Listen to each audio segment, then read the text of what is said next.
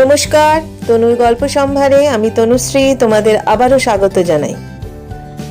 আমার আজকের নিবেদন লেখক শিবরাম চক্রবর্তীর একটি ছোট গল্প, হর্ষবর্ধনের অক্কালাপ।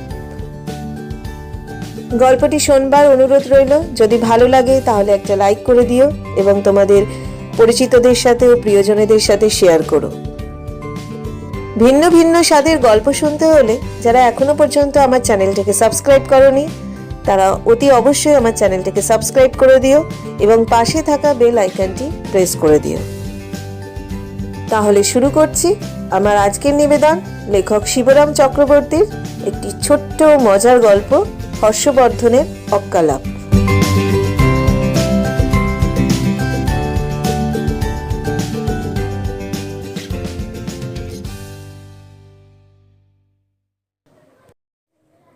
অবশেষে সেই দিনটি এলো। শেষের সেই শোকাবহ দিনটি ঘনিয়ে এলো হর্ষবর্ধনের জীবনেও। আমার সঙ্গে কথা কইতে কইতে হঠাৎ যেন তিনি ধুঁকতে লাগলেন। বললেন, বুকের ভেতরটা কেমন যেন করছে, কনকন করছে কেমন। বলতে বলতে শুয়ে পড়লেন শটান। বুঝতে আর বাকি রইল না, রোজ সকালের দৈনিক খুলেই যে খবরটা প্রথম নজরে পড়ে তেমন খবর একটা না একটা থাকেই রোজ। কালকের কাগজ খুলেও আরেকটা সেই রকমের দুঃসংবাদ দেখতে পাবো টের পেলাম বেশ। যে খবরে আত্মীয় বিয়োগ নয়, আত্মবিয়োগের ব্যথা অনুভব করে থাকি। আমারও তো উচ্চ রক্তচাপজনিত হার্টের দোষ। ওই রোজই যে খবর পড়ে আমার বুক ধড়পড় করে আর মনে হয় আমিই যেন মারা গেলাম আজ। আর আধ ঘন্টা ধরে প্রায় আধ মরার মতোই পড়ে থাকি বিছানায়। মনে হলো তেমন ধারার একটা খবর যেন আমার চোখের ওপর ঘটতে চলেছে এখন। কদিন ধরেই ভদ্রলোকের শরীর তেমন ভালো যাচ্ছিল না। বুকের বাঁ দিকটায় কেমন একটা ব্যথা বোধ করছিলেন। দেখাই করে কাজের চাপে পড়ে সময়াভাবে আর ডাক্তার দেখানো হয়ে উঠছিল না তার। অবশেষে তিনি ডাক্তারের দেখাশোনার একেবারেই বার হতে চলেছেন। মারাত্মক সেই করোনারি থ্রম্বোসিস এসে তার হৃদয়ের দ্বারদেশে দাঁড়িয়ে কড়া নেড়েছে এখন। তাহলেও ডাক্তার ডাকতে হয়। ছুটলাম ট্যাক্সি নিয়ে রাম ডাক্তারের কাছে। এই এলাকায় নাম করা ডাক্তার বলতে গেলে তিনিই একমাত্র।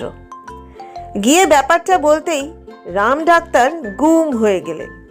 কিছু না বলে দুম করে তার বিখ্যাত ডাক্তারি ব্যাগের ভেতর থেকে একটা অ্যাম্পিউল বার করে নিজের ইঞ্জেকশনের সিরিঞ্জে ভরলেন। ভয় পেয়ে আমি বলি, আগে না, আমি নই, আমার কিছু হয়নি, কোনো অসুখ করেনি আমার, দোহাই আমাকে যেন ইঞ্জেকশন দেবেন না। হর্ষবর্ধন বাবুর বুকেই বলতে বলতে আমি 7 হাত পিছিয়ে গেলাম ভয় খেয়ে। রাম ডাক্তারের ওই এক ব্যারাম, অসুখের নাম করে কেউ সামনে এলে কাছে পেলেই ধরে তাকে এক ইঞ্জেকশন ঠুকে দেন। তিনি আমার কথার কোনো জবাব না দিয়ে সিরিঞ্জ হাতে বিনা বাক্য ব্যয়ে সেই ট্যাক্সিতে গিয়ে উঠলেন। সিরিঞ্জ হাতেই নামলেন ট্যাক্সি থেকে, আমার হাতে তার ডাক্তারি ব্যাগ গছিয়ে দিয়ে। গিয়ে দেখি হর্ষবর্ধন বিছানায় লম্বমান। দেখেই বুঝলাম হয়ে গেছে, দেহ রক্ষা করছেন ভদ্রলোক। সিরিঞ্জটা আমার হাতে দিয়ে, ধরুন এটা ততক্ষণ বলে রাম ডাক্তার হর্ষবর্ধনের নাড়ি টিপে দেখলেন। তারপর স্টেথোস্কোপ বসালেন বুকে। অবশেষে গম্ভীর মুখে জানালেন, সব শেষ। আমি ফলধরের লক্ষণের মতন তার সিরিঞ্জ হাতে কম্পাউন্ডারের দুর্লক্ষণের মতো দাঁড়িয়ে আছি তখনও। দিন তো সিরিঞ্জটা। আমার দিকে তাকিয়ে তিনি বললেন, ওষুধটা আর নষ্ট করব না, ওর নাম করে সিরিঞ্জে যখন ভরেছি তখন ইঞ্জেকশনটা বরবাদ না করে দিয়েই যাই বরং ওনাকে। বলে মরার উপরে খাঁড়ার ঘা মারার মতোই ইঞ্জেকশনটা স্বর্গত তার বুকের ওপর ঠুকে দিয়ে ভিজিটের টাকাগুলো গুনে নিয়ে ব্যাগ হাতে ট্যাক্সিতে গিয়ে চাপলেন আবার। হর্ষবর্ধনের বউ পা ছড়িয়ে কাঁদতে বসলেন। আমি একখানা সাদা চাদর দিয়ে ঢেকে দিলাম শবদেহকে। গোবর্ধন চোখের জল মুছে বলল, কান্না পড়ে, ভাইয়ের কাজ করি আগে। আমি নিউ মার্কেটে চললাম, ফুল নিয়ে আসি গে, তারপর খাট সাজাতে হবে। আপনি যদি পারেন তো ইতিমধ্যে কীর্তনিয়াদের ডেকে নিয়ে আসুন, বন্ধুর কর্তব্য করুন। তার আগে চাই ডেথ সার্টিফিকেট। আমি জানাই, তা না হলে তো মরা নিয়ে কেওড়াতলায় ঘেঁষতেই দেবে না। তাড়াহুড়োর মধ্যে ডাক্তারবাবু চলে গেছেন ভুলে ডেথ সার্টিফিকেটটা না দিয়ে। সেটা লিখিয়ে আনি গে তার কাছ থেকে, তারপরে ফেরার পথে তোমার সংকীর্তন পার্টির খবর নেব না হয়। ডেথ সার্টিফিকেট পেলাম, কিন্তু কেত্তুনেদের খোঁজ পাওয়া গেল না। তারা যে কোথায় থাকে কোথায় যায় কেউ তা বলতে পারল না। শুধু এইটুকু জানা গেল যে আজকাল নাকি তাদের ঘোর চাহিদা। ঘৃত দুগ্ধপুষ্ট মনস্বী যত বড় লোকদের মোড়ক যেন লেগেই আছে চার ধারে এখন। ডেথ সার্টিফিকেট হাতে দরজাতে পা ঠেকাতেই চমকে উঠতে হলো। বাড়িতে পা দিতেই যার ক্রন্দনধ্বনি কানে আসছিল তিনি আর্তনাদ করে উঠেছেন যেন অকস্মাৎ। ঢুকে দেখলাম হর্ষবর্ধনের স্ত্রীও নিষ্প্রাণ নিষ্পন্দ শটাং। সতীসাধ্যী সহমরণে গেলেন বলে তার পায়ে হাত ঠেকিয়ে নমস্কার করে নাকের গোড়ায় হাতটা ঠেকাতেই ওমা, নিঃশ্বাস পড়ছে যে বেশ, অজ্ঞান হয়ে গেছেন মাত্র। মুখে চোখে জলের ঝাপটা দিতেই নড়ে চড়ে উঠে বসলেন উনি। হঠাৎ এমন করে চেঁচিয়ে উঠলেন যে, হয়েছিল কি? আমি জিজ্ঞেস করি। তিনি ভীতি বিহ্বল নেত্রে বিগত হর্ষবর্ধনের দিকে অঙ্গুলি নির্দেশ করে বললেন, মরাটা নড়ছিল যেন মনে হলো। বলে নিজের আশঙ্কাটা ব্যক্ত না করে পারলেন না। শনিবারের বারবেলায় গত হলেন, দানয় পায়নি তো? ভূত প্রেত কিছু হয়নি তো? উনি প্রেতজনই প্রাপ্ত হয়েছেন কিনা শুধোচ্ছেন? তা কি করে হয়? ওর মতন দানব্রত পুণ্যাত্মা লোক শটান স্বর্গে চলে গেছেন। উনি তো ভূত হবেন না, না কোনো ভূত ওর দেহে ভর করতে পারবে। বলে মুখে সাহস দি বটে, কিন্তু সত্যি বলতে আমার বুকও কেঁপে ওঠে। রাম নাম করুন, তাহলেই আর কোনো ভয় নেই কো। আমার শ্বশুর ঠাকুরের নাম যে করি কি করে? তিনি বললেন, আপনি করুন বরঞ্চ। আমাকে আর করতে হবে না রাম নাম। আমার নামের মধ্যেই স্বয়ং রাম আছে। তার ওপর আমার হাতে সাক্ষাৎ রাম ডাক্তারের সার্টিফিকেট। এই দেখুন, ভূত আমার কাছে ঘেঁষবেই না।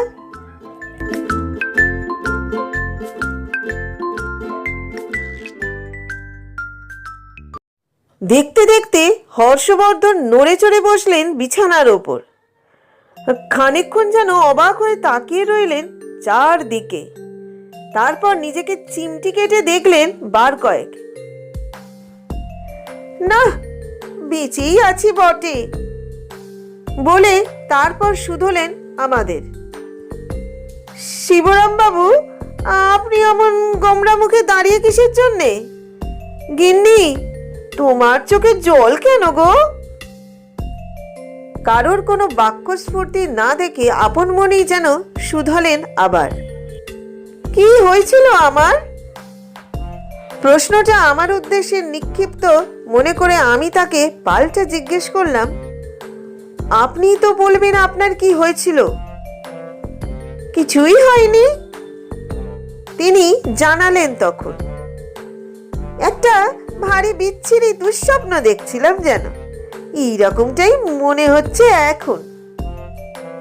কিছুই হয়নি তাহলে? আপনি কিছু আর ভাববেন না, কর্তাকে গরম গরম এক কাপ কফি করে দিন তো, বললাম আমি শ্রীমতীকে। তিনি 2 কাপ কফি করে নিয়ে এলেন, আমার জন্য 1 কাপ ওই সঙ্গে। কফির পেয়ালা নিঃশেষ করে তিনি বললেন, আপনার হাতের ওই কাগজটা কি দেখি তো। কাগজখানা হস্তগত করে নাড়াচাড়া করলেন খানিকক্ষণ, তারপর বললেন, ডাক্তারদের প্রেসক্রিপশনের মাথা মুন্ডু যদি বোঝা যায়, কম্পাউন্ডাররাই বুঝতে পারে কেবল। ইতিমধ্যে গোবরা কয়েক তোড়া ফুল নিয়ে এসে হাজির। এত ফুল কিসের জন্যে রে? ব্যাপার কি আজ? অবাক হয়ে শুধিয়েছেন তিনি। আজ যে আপনাদের বিয়ের তারিখ, তা একদম মনে নেই আপনার? সেই কারণে আমার কথায় গোবর্ধন ভায়া ফুল কিনে আনতে গিয়েছিল বাজারে। নতুন ফুলসজ্জার দিন না আজ আপনার? বিয়ের তারিখ বুঝি আজ? তাই নাকি? একেবারেই মনে ছিল না আমার, বলে আপন মনেই যেন তিনি গজরান। মনেও থাকে না তারিখটা, রাখতেও চাইনি মনে করে। বিয়ের তারিখ তো নয়, আমার মৃত্যুর তারিখ, অপমৃত্যুর দিন আমার। আমি একবার বক্র কটাক্ষে শ্রীমতী হর্ষবর্ধিনীর দিকে তাকাই। তিনি কিছু বলেন না, তার ভারিক্কি মুখ যেন আরো ভারী হয়ে উঠেছে দেখা যায়। হর্ষবর্ধন রাম ডাক্তারের সার্টিফিকেটখানা গোবরার হাতে দিয়ে বললেন, যা তো গোবরা, রাম ডাক্তারের এই প্রেসক্রিপশনটা নিয়ে সামনের ডিসপেন্সারির কম্পাউন্ডার বাবুকে দে গিয়ে, যেন এই ওষুধটা চটপট বানিয়ে দেন দয়া করে। গোবর্ধন বেরিয়ে গেলে আমার দিকে ফিরে তাকালেন তিনি। ঘুমিয়ে ঘুমিয়ে অদ্ভুত এক স্বপ্ন দেখলাম মশাই, বলবো স্বপ্নটা আপনাকে এক সময়।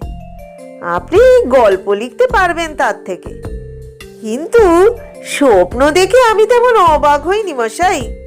স্বপ্ন আমি প্রায়ই দেখি, ঘুমোলেই স্বপ্ন দেখতে হয়, কিন্তু এই অবেলায় হঠাৎ এমন ঘুমিয়ে পড়লাম কেন? এমন তো ঘুমোই না, তাই ভেবেই আমি অবাক হচ্ছি আরো। ঘুমের আবার বেলা অবেলা আছে নাকি?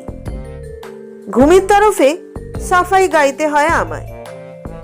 সব সময় হচ্ছে ঘুমের সময়, সকাল, সন্ধে, দুপুর, বিকেল, তার উপর রাতের বেলা তো বটেই। যখন ইচ্ছে ঘুমুন, আমি তো সময় পেলেই একটুখানি ঘুমিয়ে নি মশাই, অসময়েও ঘুমোই। আবার ঘুমোতে তো আর ট্যাক্সও লাগে না। বলতে বলতে গোবর্ধন একটা শিশি হাতে ফিরে এলো। এই মিক্সচারটা বানিয়ে দিল কম্পাউন্ডার, 3 ঘন্টা বাদ বাদ খাবে, এক দাগ খেয়ে ফেলো চট করে এক্ষুনি। হর্ষবর্ধন এক দাগ গিলে যেন একটু চাঙ্গা বোধ করলেন। বাহ, ভালো ওষুধ দিয়েছে তো, খেতে না খেতেই বেশ সুস্থ বোধ করছি। থাক, প্রেসক্রিপশনটা আমার কাছে, বলে গোবর্ধনের হাত থেকে সেই ডেথ সার্টিফিকেটখানা নিয়ে নিজের বালিশের তলায় গুঁজে রাখলেন তিনি। মনে হচ্ছে ওটা খেয়ে যেন নবজীবন লাভ করলাম। চালিয়ে যেতে হবে ওষুধটা। রাম ডাক্তারের দাওয়াই বাবা, ডাকলে সাড়া দেয়। আপনার এ ঐতিহ্যেই বেঁচে গেছেন উনি এ যাত্রা।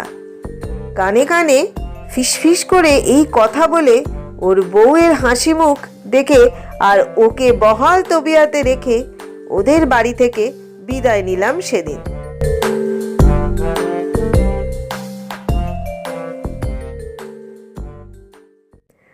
দিন কয়েক বাদে হর্ষবর্ধন রাম ডাক্তারের বাড়ির পাশ দিয়ে যাচ্ছিলেন।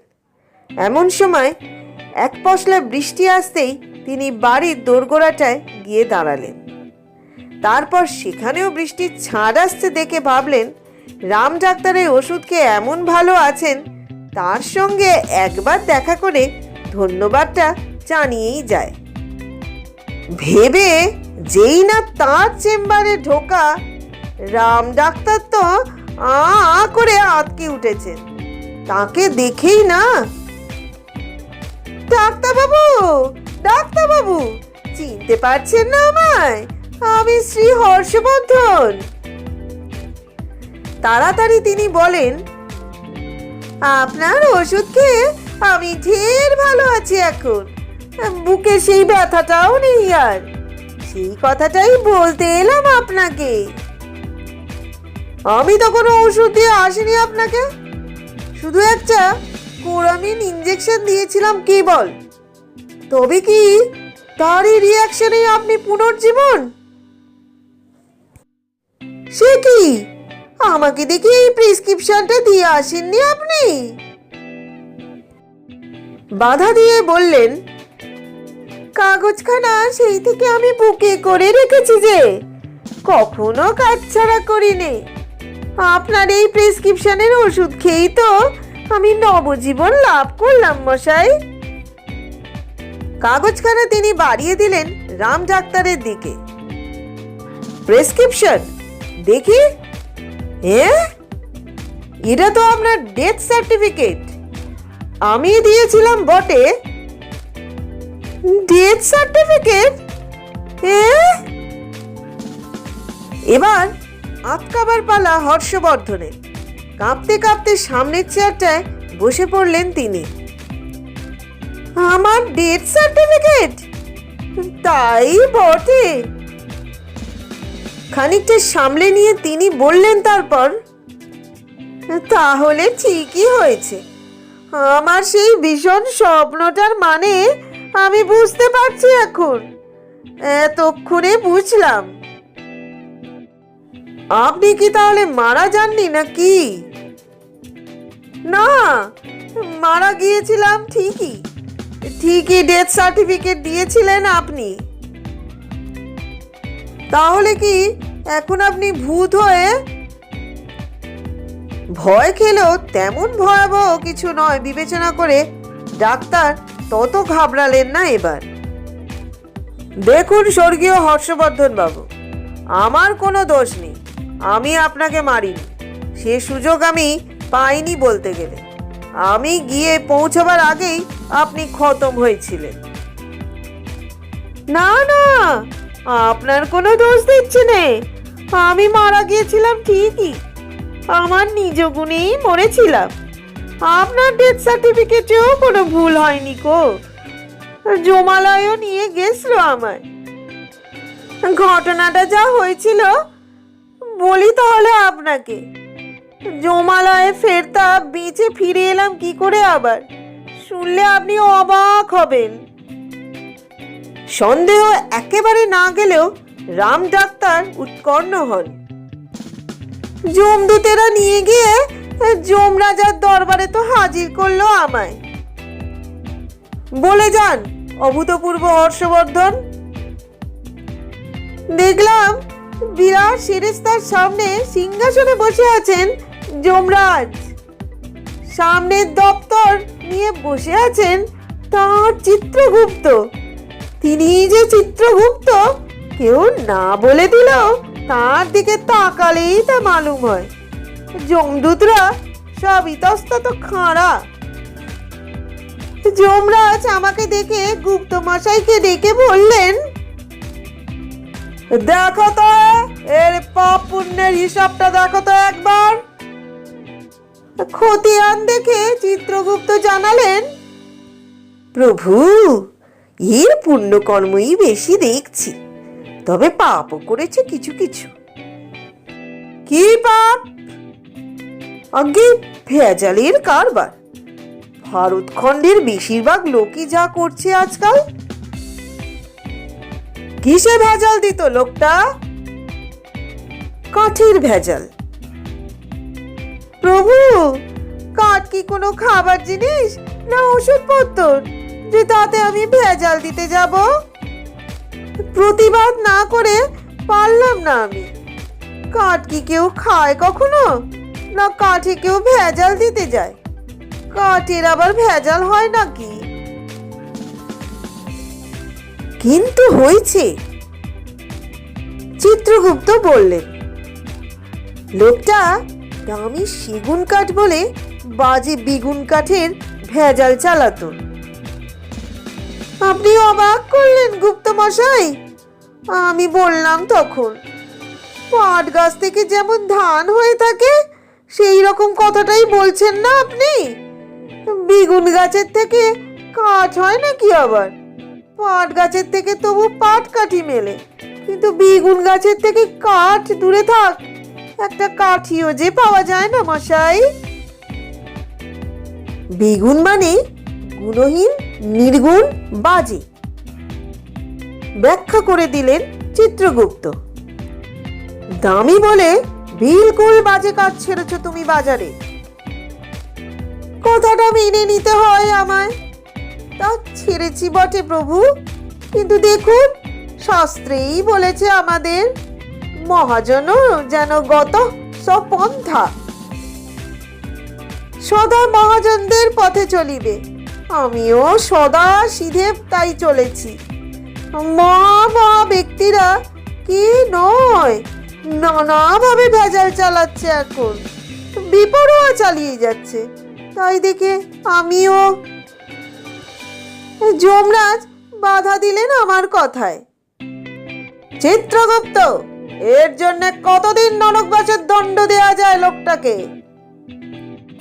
ধর্মরাজ, 20 বছর তো বটেই। পাপের বিষ ক্ষয় হতে ওই 20 বছরই যথেষ্ট। বিষে বিষক্ষয় হয়ে যাক, তবে স্বর্গবাসের সময়টাই ঢের বেশি আরো।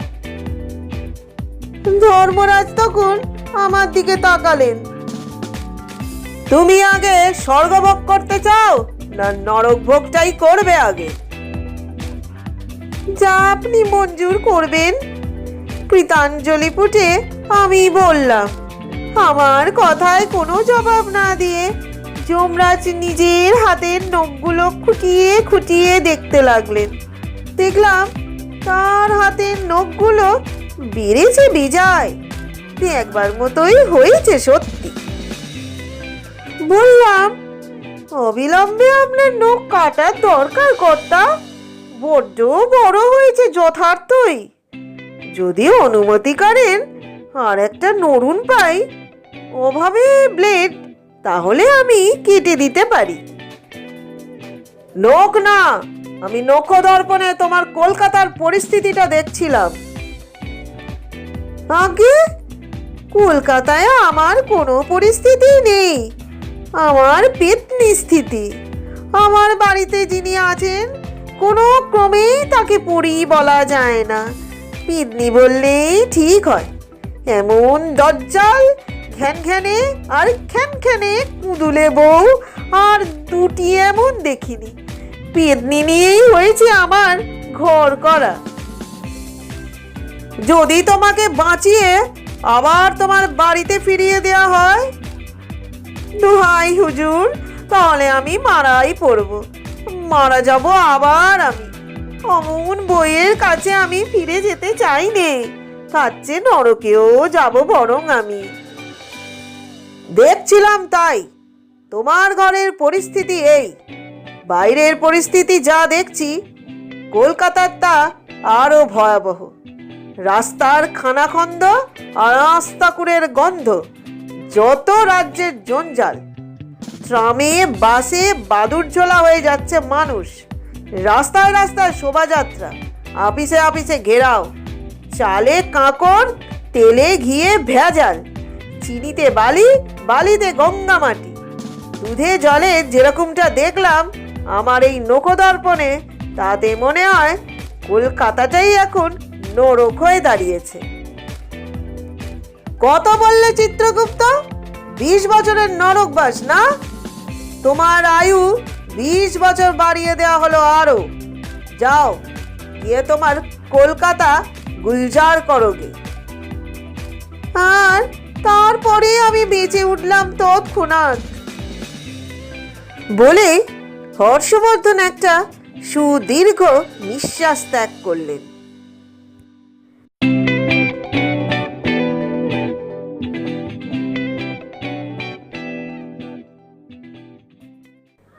এতক্ষণ তোমরা শুনলে লেখক শিবরাম চক্রবর্তীর একটি ছোট মজার গল্প হর্ষবর্ধনের অক্কালাপ। কেমন লাগলো শুনতে অবশ্যই তোমরা কমেন্ট করে জানিও। আজকের মতো বিদায় নিচ্ছি, আবার ফিরবো অন্য আরেকটা গল্প নিয়ে। সবাই ভালো থেকো, সুস্থ থেকো এবং সুরক্ষিত থেকো।